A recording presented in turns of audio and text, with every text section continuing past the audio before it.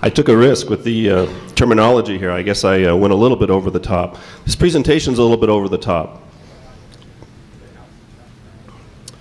Okay, first thing I want to ask is how many people came to my presentation last year?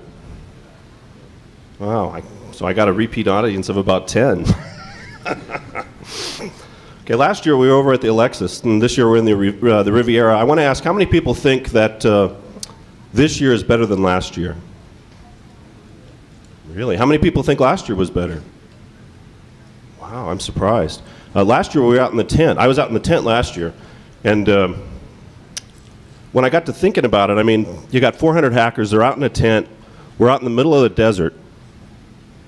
I mean, doesn't that come pretty close to what the feds consider to be an Arab terrorist?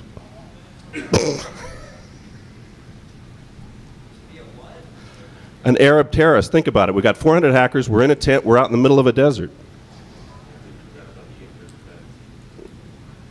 Wow, I'm not gonna get any smiles tonight. Okay, we're gonna have a t-shirt giveaway. I'm gonna ask some questions. If you're interested in getting t-shirts, you might want to move up to the front rows here. Okay. Nobody wants a t-shirt either, okay. Another thing I want to ask about, I heard a rumor that DEFCON got kicked out of the Alexis. Is that true? Can anybody confirm that for me?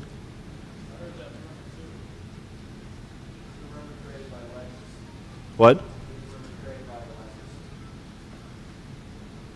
Okay, well, I kind of wanted to confirm it one way or the other.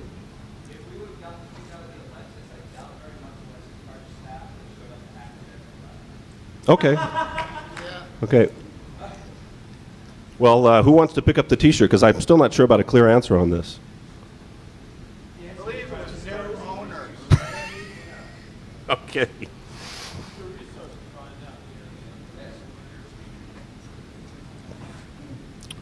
Okay, this presentation is going to be about unconventional manipulation of information. Most of what is going to be in this revolves around two ideas. One is meme theory, which has been discarded, and people think that it has no meaning anymore. I happen to disagree a little bit. And the other part of it is going to be a thing called shared context, which is basically what people believe, what the set of things that cultural beliefs that people have. What you can expect in this is that we're going to have a lot of nebulous examples. There's going to be a few outrageous ideas in here. There's going to be a little black magic, some weird science, and if you're lucky, I'll talk about my sex life, because that is a joke. Okay, everything that you're going to see ultimately derives back to a thing called Tram's model. This is a communication model about how people talk and how they communicate. I've got Jack and I've got Jill. And ultimately, Jack wants to go up the hill and he wants to get a pail of water, right? So he's got some kind of idea in here that he formulates. He encodes it into some kind of common language. He transmits it to Jill. She's got to decode it, and then it's got to match her vocabulary here to be able to get something to happen. Ultimately, these two contexts need to be synchronized if we want to get anything done. Now, what we're going to do is we're going to go through here and we're going to see that there's two extremes. I can either have contexts that are completely synchronized if Jack and Jill were clones, or I can have contexts that have nothing to do with each other at all, in which case I can't get much done. If I happen to have fairly synchronized context, Jack and Jill can communicate, and I don't have too much problem in the way of conflict and transaction costs. But as I differentiate the information sets that each set of those people have, if Jack has a different information set than Jill, eventually what happens is I start getting transaction costs trying to figure out what I'm really talking about between each person, and I get conflicts because people misunderstand each other. And it is a geometric function. As I include more and more people, I get more and more issues with context not lining up. This is a really simple concept. I learned it like 15, 20 years ago in college. I did not appreciate the true value of it until the last 4 or 5 years once I started playing around with the data mining. It is an extremely powerful concept that can guide you in certain manipulations of information. It's very powerful.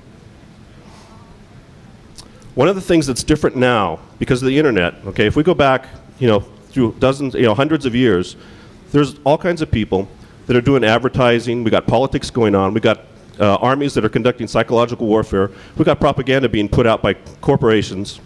All these things have all been in existence for hundreds of years. But what's different now over the last 15 years is they now have a feedback path that's quantifiable, and it has a history path. Okay, it completely changes the way, it completely changes the dynamics of the situation. And I don't think the great majority of people understand that yet. Okay, this is probably where I went wrong, was the idiosphere. This is a memetic term. This is a term out of meme theory. And what it refers to is the common set of all ideas of all people. Okay, so imagine that. Imagine a network stream with thousands, millions of channels, and each one of those channels represents an idea, and it's shared between certain people. I may have a bunch of hackers that know about addresses and memory spaces. I may have a bunch of people that know about social politics and they know about lipstick. Okay, so there's a whole set of ideas that are shared between different subsets of people.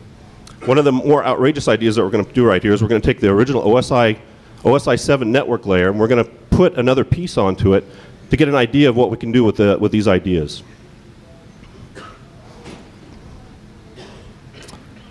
Okay, how many people know about a thing called biodiversity?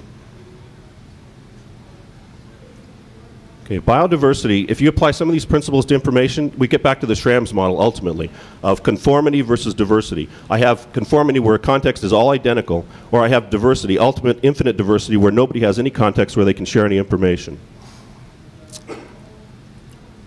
Where everything has no shared context, that's a bad space, I don't want to be there.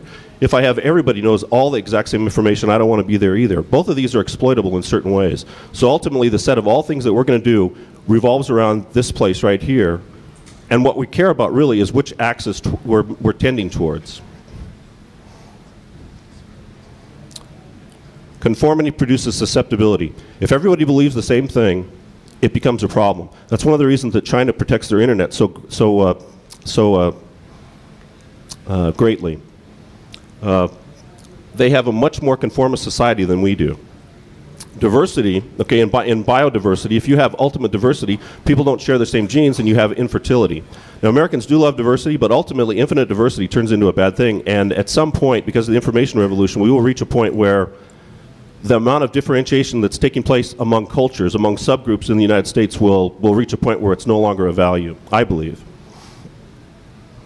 Okay, now, DEFCON 13 submission. This thing right here always makes me think of other things. Last year when I did this presentation, I did a thing called the meme miner, which I build as the poor man's data miner. And at that time I heard a lot of stuff from the audience that it wasn't really appropriate venue for, for DEFCON. I took and distributed that program to about 30 people in the audience, and about 30 days later they called me and they said, well, this is not working anymore. So I traced it back and it turned out that Google had changed certain aspects of DayZ News that I was doing a call into, and this is what you get. What? Computer virus or spyware application is sending us automated requests. So according to Google now, I'm officially a hacker. Oh, okay, I'm a virus. Either way, I belong here now. Okay. One of the things with MemeMiner, what MemeMiner does is it gives you a time series graph of certain keywords out of DayZ News. I use DayZ News for certain reasons, which we'll look at in just a second. But let's take a look at service-oriented architecture.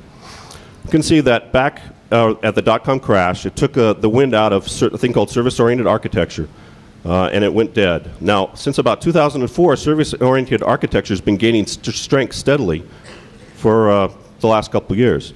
And if you've been watching the news, you notice that SOA shows up in a lot of stuff now. If you'd been tracking all this stuff, you would have known right around in here that there was a comeback in SOA, and you would have known to maybe get involved with it if you were interested in it, or at least take a look at it, which was what I did. One thing that's interesting to look at is things like movie stars. I run a graph on Travolta here, and you'll see that the #1 entry that he'll be remembered for is Battlefield Earth. Okay, I use DayZ News because it's a centralized hierarchy. It has a fairly balanced taxonomy that's fairly controlled by it's controlled by a fairly centralized source. A lot of the RSS feeds now are being created ad hoc all over the world, all over in different spaces. So I'm not sure that an RSS version of a database would be able to produce the same results that DayZ News produces right now. DayZ News ultimately is a dead product, but it still can give you valuable information. Okay, now we'll take a look at the OSI 7 model. How many people are familiar with this? Everybody should be. Ultimately, I have at the very bottom layer, I have a physical layer, I have a bunch of layers that tie together, and at the top I have an application layer. What I'm going to propose to you is that we need one additional layer, which is an abstraction on top of the application layer to be able to track memes, ideas as they go through the network around the world. One of the things I've done over the past years, I've tried to tie back the low-level physical layer, which ultimately is voltage, current, and resistance. Ultimately, everything that's built, all the IT world is built on one concept, the measurement of electrons through a wire. So if we could take these concepts and push them back up to a higher level, we might be able to do things at a higher level of abstraction and be able to measure and manipulate information. So what I did was I went through, and after you play around with this stuff for a while, you start seeing patterns. There's latency, there's a thing called sentiment, and there's also a thing called diffraction, which have rough equivalents to the electrical values. Here's latency. This is the Pope. Okay, when the Pope died, it took roughly 5 days for that information to propagate around the world and peak. 5 days. That's very fast. Most of the memes take considerably longer than this. There's always a latency through the network. We'll take a look at sentiment. This is basically a comparison, a diff of two graphs, Google cool versus Google evil. And you can see that when Google first came out, the net result was that they were considered cool. But when they issued that stock IPO, they instantly became evil. This is extremely simple. This is very crude, but it's very simple to run. And there's already much more sophisticated versions of this being run. I don't know if anybody saw the Sundance Film Festival. They ran a much more sophisticated version of this to be able to predict the winners.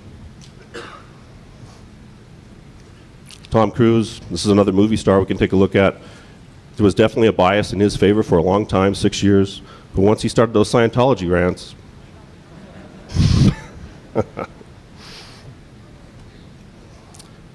Okay, what we're going to, now that's just the mem miner. This is basically a rehash of what I did last year. What we're going to talk about now is a little bit different. This is going to be more abstract. I think everybody is aware that the NSA is doing data mining. I think that's all come out in the news in the last year. Nobody knows that? Okay. Well, what we're going to do is we're going to take a look at an extremely crude example of the kind of things that you can do with this type of information. This is stuff that I did just off DG News with a program that took me like 10 days to write.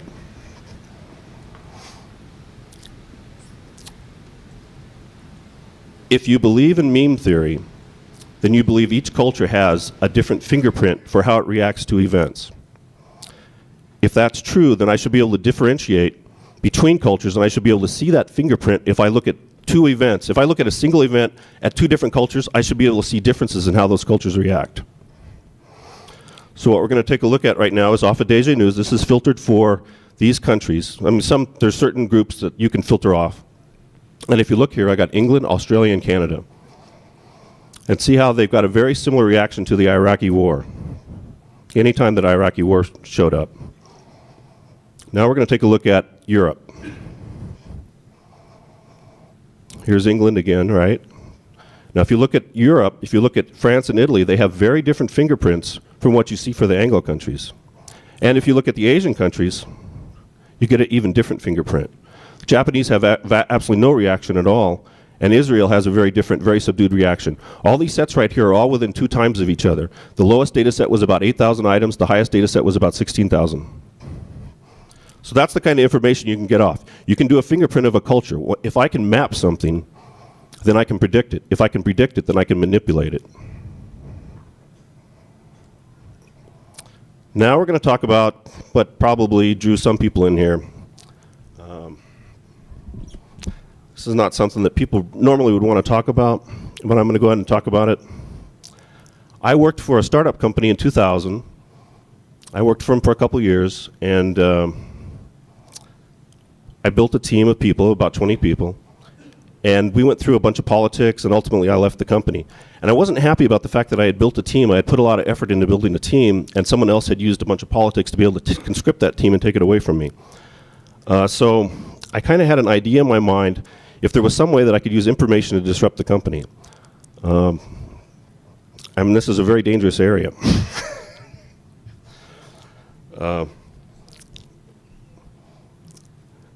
So here we are, we're in the 21st century, we're in the USA.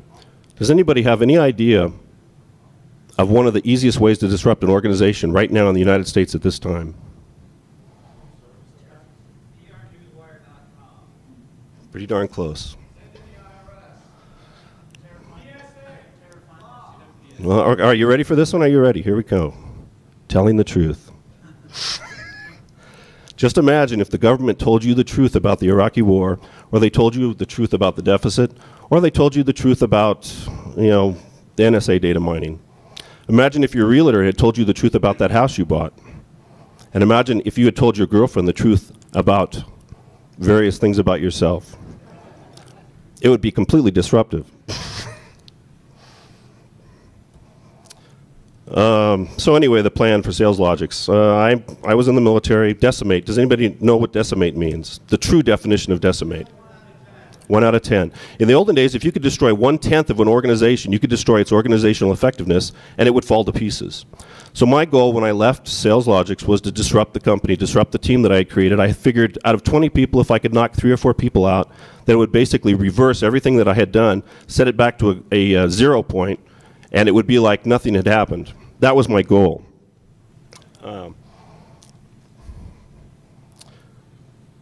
The 3 factors involved in the disruption was the fact that we had a lot of stock options and everybody read this Yahoo stock board every day. So I knew there was a central point of communication that everybody looked at every day. The guys that came in and took my team away had made a pretty serious error in the way that they had done things. They had fired people that didn't need to be fired, that shouldn't have been fired, so they had already created credibility problems for themselves. And at that time, because of the dot-com crash, the management was issuing things that people were already unsure about. So these 3 things combined together to create an environment that I was able to take advantage of. Yahoo Financial Chat Board was the conduit of the attack. The damaged team was the object of the attack, although several people thought I was trying to affect the stock price at the time. And then the method of attack was ridicule. Satire can be extremely effective, and I did not have a true appreciation of that until 2001. The CEO of the company, I'll give you an example of one of the things I posted, and it's fairly mean. The CEO has a resemblance to Yoda.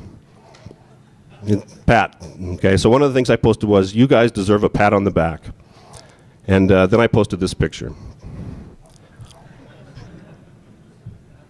So anyway, imagine a bulletin board that was filled with a lot of satire and also filled with a lot of attacks on information, financial information that was already in question. Anyway, this went on for several weeks, and I didn't really have a true idea of what had happened at the company. My goal was to knock out 2 or 3 people out of the team of about 20.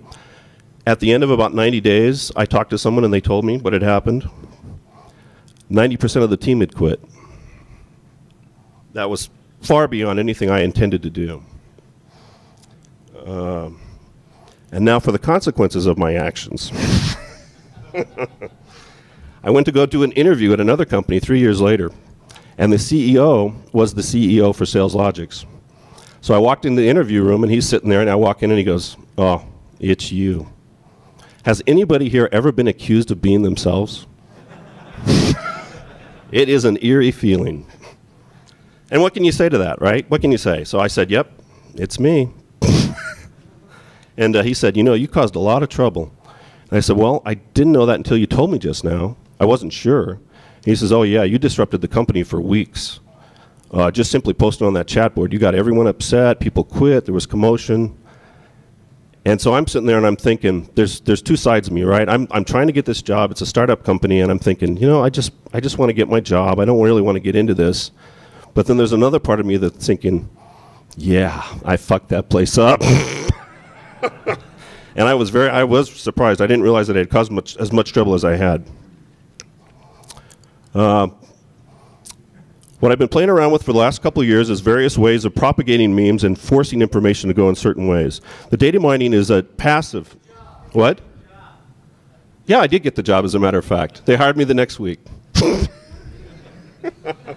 No, that's a good question. I'm glad you asked that. I really am.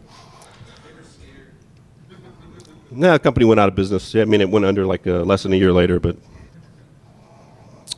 I've been playing around with various ways of propagating information, and a lot of this is very experimental. I've had good success with a couple things. And I need to check the time here. What's the time? 20 after. Okay. Wow, I went a lot faster than I expected. I cut a lot of this out because I thought I was going to run over. One of the most effective things that I've discovered, which comes up over and over again over the last couple years, is a thing I call the mixed message pattern. This is a very abstract idea. Basically, I have a message that I'm going to propagate out to people, which has two embedded meanings. You send it out, and ultimately it's context based on what the target is thinking, what the target believes or what the target has been exposed to. So this guy right here, I happen to know that we share this in common, X. So when I send this message out, he's going to see only X. He doesn't know anything about the Z part. And likewise with this woman right here. She knows about Z, but she doesn't know about X. This is exactly how politicians manipulate you in campaigns. I don't know if people are aware of the, there's all conspiracy theory and all this stuff, but I've seen enough stuff with George Bush, with the Christian right. I don't know if anybody has seen those photographs, and I probably should have brought one down. There's photographs that have very explicit religious meaning embedded in them that are released to the press, that have him in a halo or have a cross up on the podium or whatever. I never paid any attention to those things because I'm not religious. But I can see now, after it was pointed out to me, that they're basically using a mixed message pattern to send one message to the Christians and one message to people like me who are agnostic. This is a very powerful pattern, and I played around with it a lot over the past year, and I've been surprised at what it's been able to accomplish. It can be very disruptive.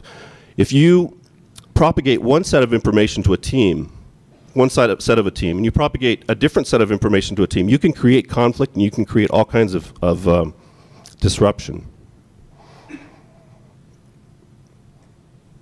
Now we're going to take a look at if you can detect if people are trying to manipulate information on you, if they're manipulation memes. I do believe that there is a small set of people now that are deliberately manipulating the internet in order to force ideas out and force things to happen.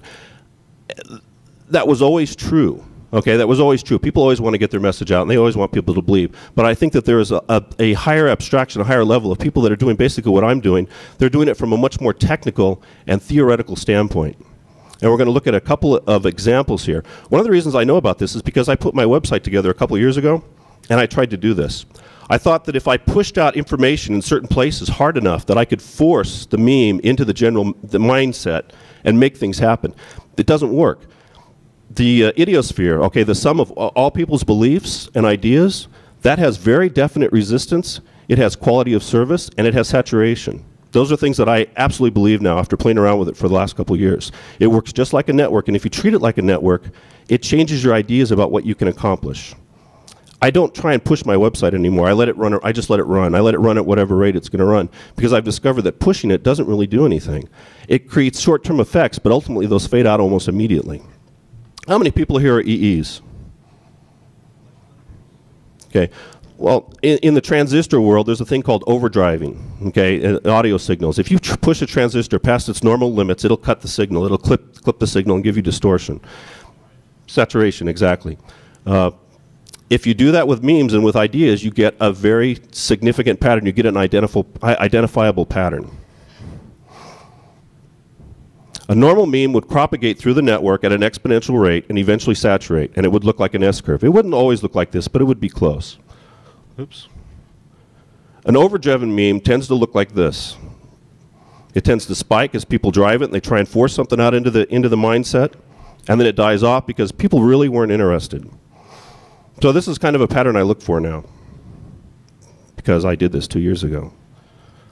Here's Breitbart. Has anybody heard of Breitbart? There you go. This was going to be a hot thing a year ago. And if you look at this, there's virtually no knowledge. There is zero knowledge of this thing until July 2005. That's already a warning flag right there. There's zero knowledge of this. And then all of a sudden, there is a huge spike up of people talking about it. Now, I ran this graph almost a year ago. I went back a couple months ago and I reran the graph to take a look at what the results were going to be. Can anybody tell me what the results are going to be?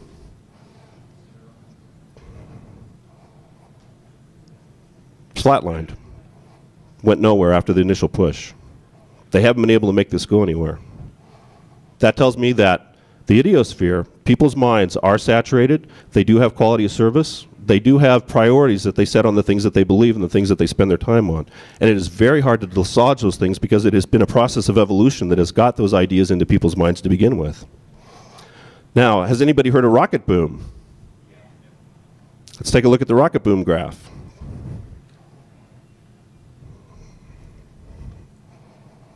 Looks exactly the same.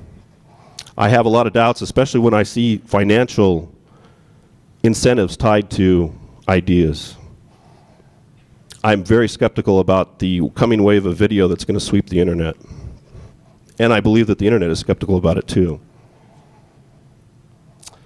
Okay, vector web.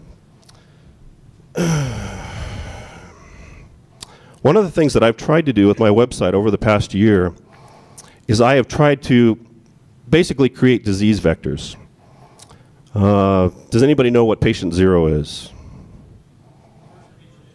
That's right, the initial infection. What I've tried to do is I've tried to subclass domains of certain knowledge and understand how those things are tied together over the internet, and then determine injection points for certain ideas that would be more, certain points would be more receptive to an idea than other points, and then push those ideas out and see how they propagate over the internet. And so basically what I'm trying to do is I'm trying to optimize a disease vector, and the viral marketing guys are trying to do the same thing. I've had limited success with it. My website's very successful considering how many people read it. I've got something like 12 or 13,000 links to it right now, although I only get about 70 or 80 readers a day. One of the things that the search engines could do, and I wouldn't be surprised if they're already doing it, is if they're basically collecting the same information. They already have the information they need.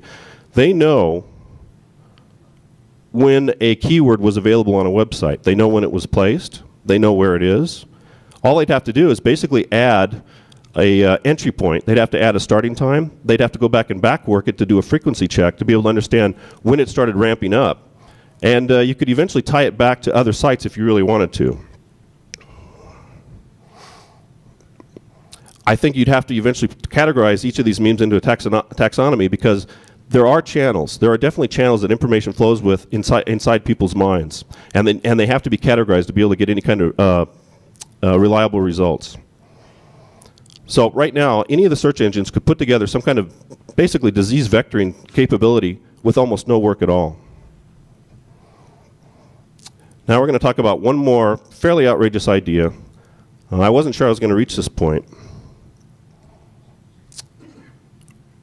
One of the things that's different about right now than has been different all through history is that every person in here is being exposed to a huge amount of information, far beyond anything they ever saw before. If you believe that people's minds are finite, that they can hold finite amount of information, and you believe that what they're being fed over the internet is fairly random, then what that means is we have what amounts to a cultural diffusion. We have what used to be a very common culture that was driven by the 3 TV stations, ABC, NBC, CBS. That kept everybody into a very narrow, very focused mindset where everybody had a very common context, common things to talk about. Now we have the internet, which has millions of different ideas, and I personally believe that we're watching a fairly slow devolution into smaller and smaller groups. You can do a little graph here to get an idea of it. In the olden days, I would have a mainstream culture that had a normal distribution that looked like this.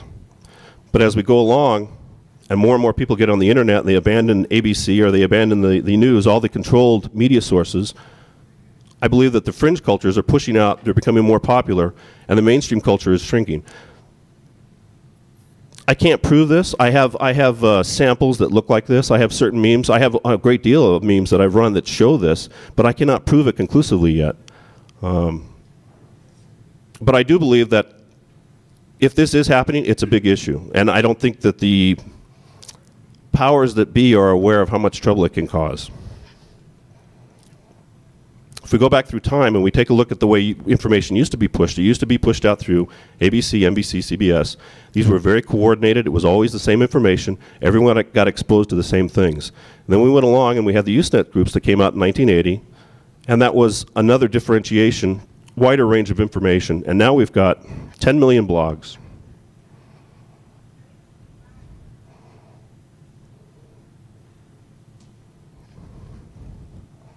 And that's it. That's my presentation.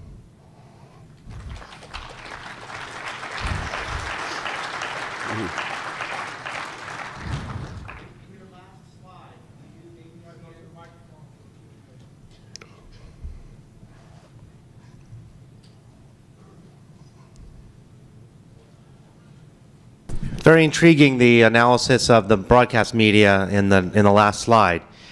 Why did you choose broadcast media and then print readable in the next examples rather than the print media versus print internet? Was that intentional or accidental? I'm reading your facial expressions. It wasn't intentional, but the print media still, if you look at the majority of the print media 20 years ago, were still they're an oligopoly that was still fairly controlled. So they still fall pretty close into this model. I don't think there was 50,000 newspapers operating.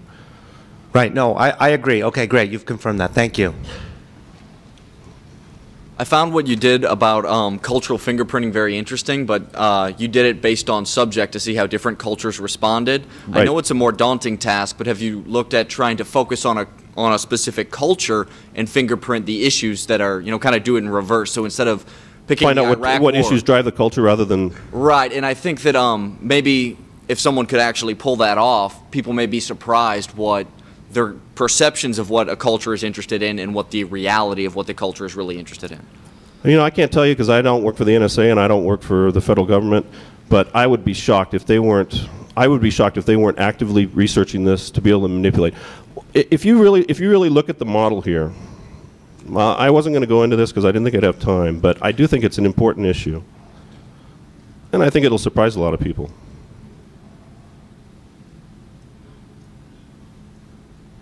Let's look at this model right here. I have a heterogeneous extreme. I have a homogeneous extreme. Can you tell me what countries those represent? Here in China? The United States and China. And if you're at either extreme, what did I tell you? You're disruptible either way. Okay, thank you. Just an idea. You mentioned the need for a taxonomy of vectors. I was wondering if you had noticed, or what categories of vectors you had noticed. Obviously, what I did for my own self, yep. I did a very crude categorization of technology, social, and a couple other things. I only had 3 or 4 categories that I was working with. Oh, sorry. Sure. So, how are you were defining them by just technology, social, broad categories? Basically, what I did was I've tried posting. What I've done is I've tried posting references. What I've done is I've run all kinds of graphs. I've run graphs on politics. I've run graphs on photography, on technology, all kinds of things. There's a certain set of things that it works well for. There's some things it doesn't work well for at all. And then by posting those references in certain news groups or in certain places, like on the finance boards, if I see something that relates to Yahoo or Google, like I posted the Google Evil on the Google stock board. That was very interesting. That's when Google stopped working, by the way. That's when Memetic quit working. Cool. I've tried posting to things like Free Republic, Democratic Underground, and the fingerprint that you get from these different sites is just, it's scary, is what it is. The Free Republic and Democratic Underground, the political groups have virtually no interest in anything except arguing about politics. It's amazing. There's no curiosity at all. Have you played around with Google Analytics much at all? And if so, how does Google Analytics, the trends? Yes. That's based on MemMiner. The guy that wrote that, Bruno, he sent me an email about a year ago and he said, I really like your graphs. And he went around and then he sent me the thing for trends about 6 months ago. He says, I want you to take a look at this and tell me what you think about it. And I was like, I think maybe you should pay me some money.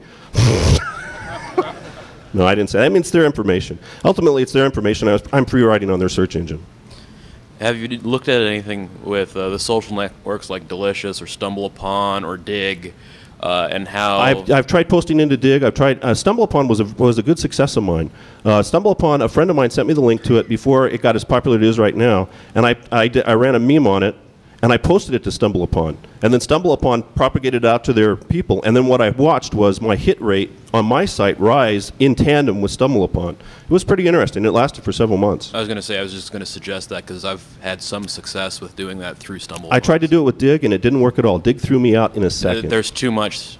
It's too big a community right now. I don't know if it's, I'm not sure if I buy that it's too big of a community. I'm not sure what I believe about the filtering mechanism about many, many people. I think if you threw the right item in, I just think I threw the wrong items in. Thanks. I had a question about your last graph.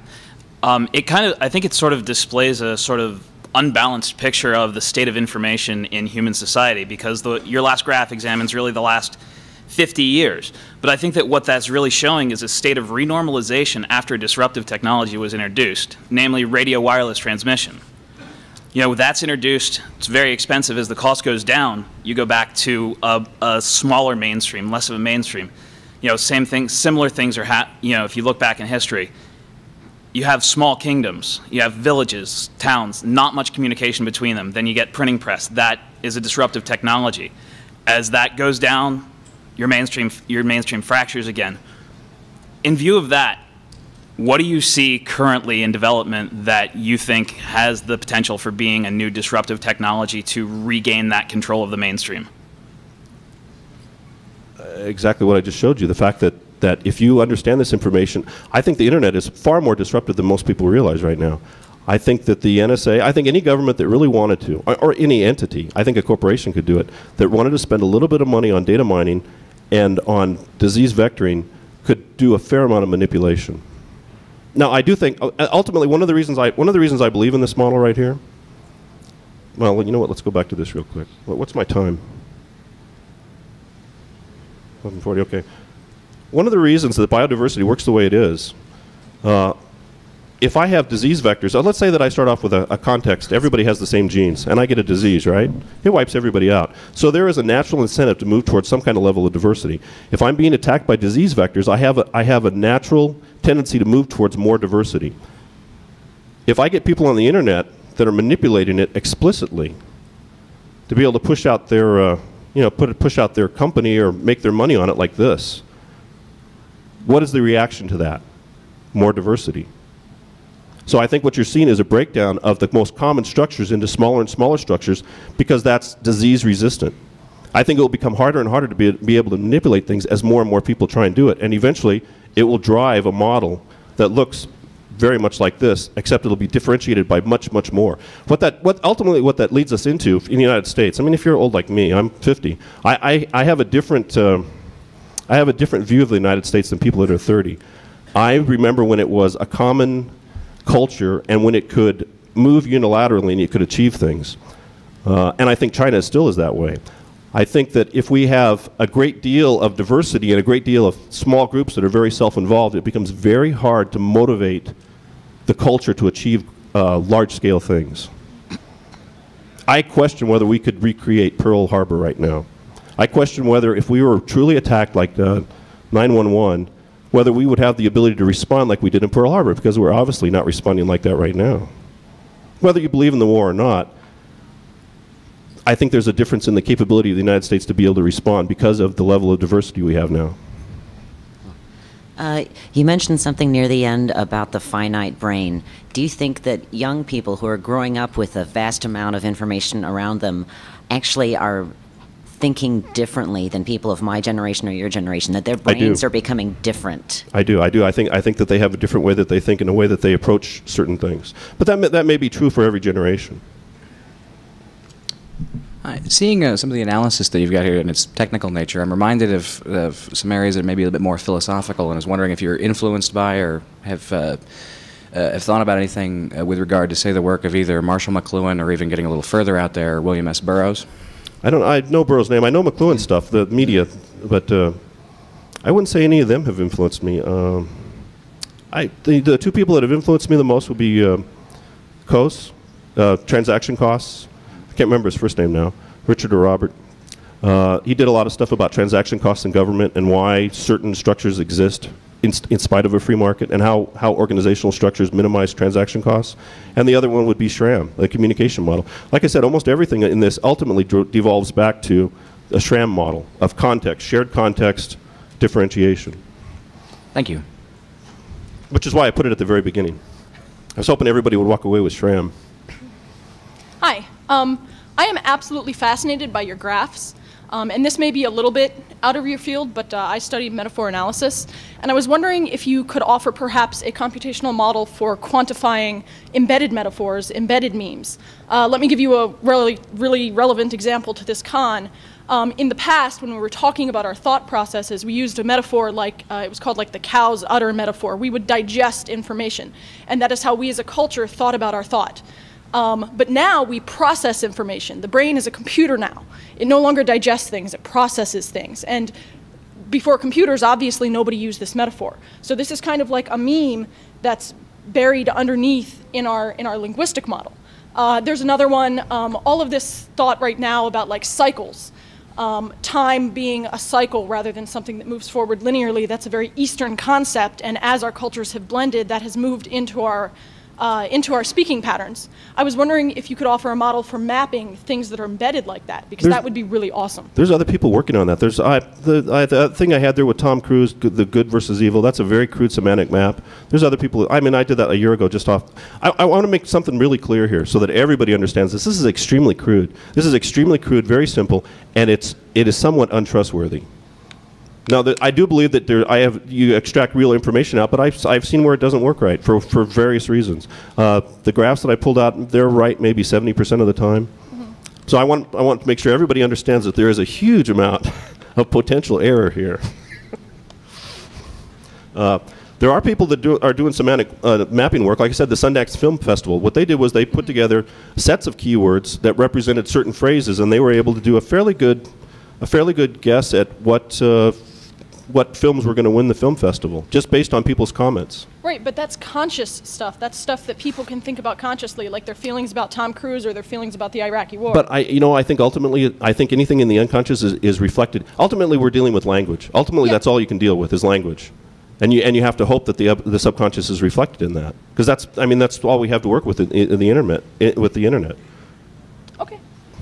I mean, until we get video everywhere and you can build something that can analyze people's facial expressions. The more you talk about diversity, the more that the few biology classes I've taken over the years are kind of rumbling around in my brain. In biology, biological evolution is constrained by bottlenecks, in which case there are only a few events that are available, and then things will expand from that point.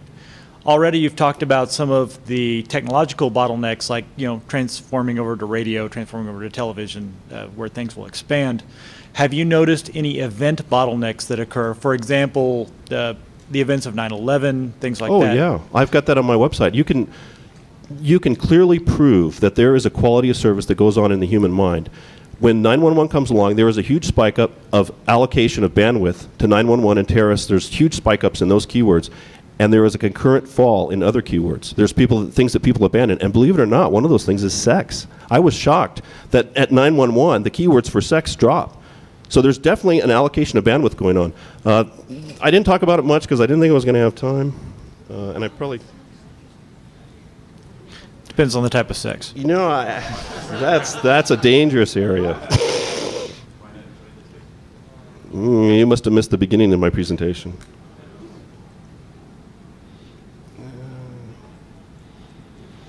There's a thing that I talk about that I call diffraction. And what it is it's the allocation and deallocation of deallocation of bandwidth in response to events. And I think this is an important area. I haven't been able to follow it up. I have a finite amount of time.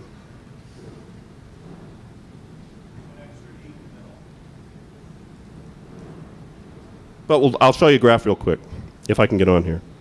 I wasn't planning to do this. Is it 11:43 right now? You have 15 minutes. Okay. Okay, well in that case we'll bring this up. If you go to my website, there's far more here than I went into. I cut a lot of this out because I thought I was going to run over time. This is the fingerprinting.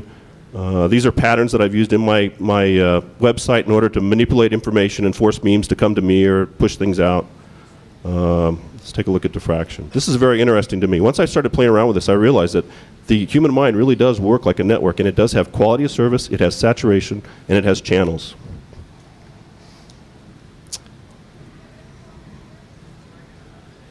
Pope. This is the Pope dying.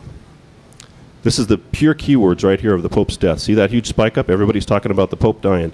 What that does is it spawns off all kinds of additional conversations about who's going to replace the Pope. Was the Pope good? And what that does is it causes a concurrent decrease in bandwidth in other things. Because of this allocation of extra bandwidth, there's now an opportunity here to force new memes in. There's been a disruption in the system. The system's responded by taking bandwidth which is marginally allocated to things that it doesn't really truly care about, just whatever the lowest level is. It takes and deallocates those. It allocates them to whatever the new entry point is. And at this point, you have the ability to change things. You have the ability to force additional memes, related memes in, and capture that bandwidth if you can hold it. There's a thing I call the flea pattern.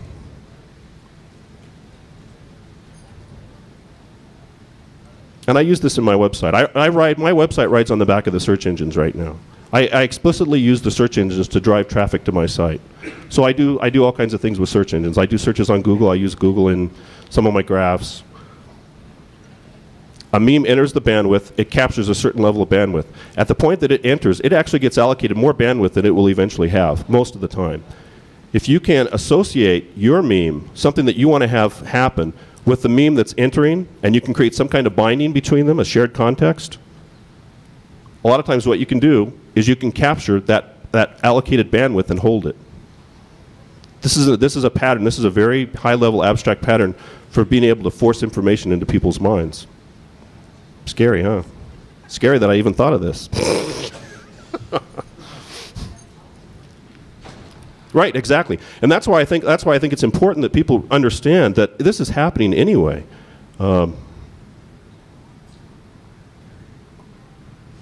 Just people don't realize it. I didn't realize it. This is happening right now. There are guys that are in politics, there are guys in the military, there are guys in advertising, there's guys in corporations that are explicitly trying to hack your mind. They're trying to push information into it. As long as you understand that.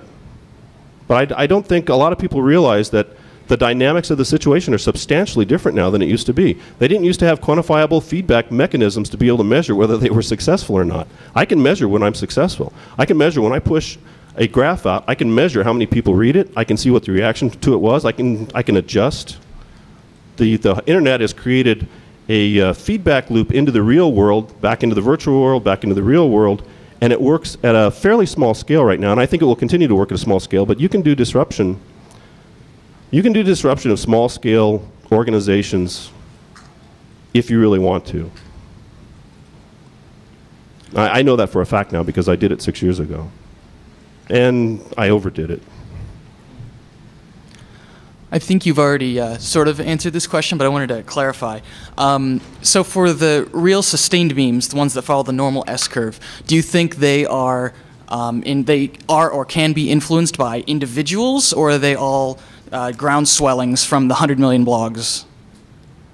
That's a good question. I think that in general they're pretty much at random right now, but I do think that there's a rising effort to be able to explicitly manipulate things like I'm doing.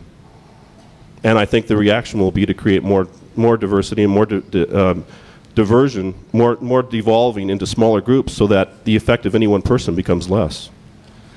I asked because I was thinking of, during your talk, I was thinking of people like Tim O'Reilly or Cory Doctorow, who definitely, I feel, have influence, great influence over some of these memes, but it's either, it's possible that they are just the mouthpieces of, the ground swelling. Well, I want to point out that there's a difference between an idea and a difference of manipulating an idea. Generating an idea is one thing, manipulating and forcing it out into the public is a different issue. There's two separate things there. Yeah. Thanks. Time? Okay, thank you.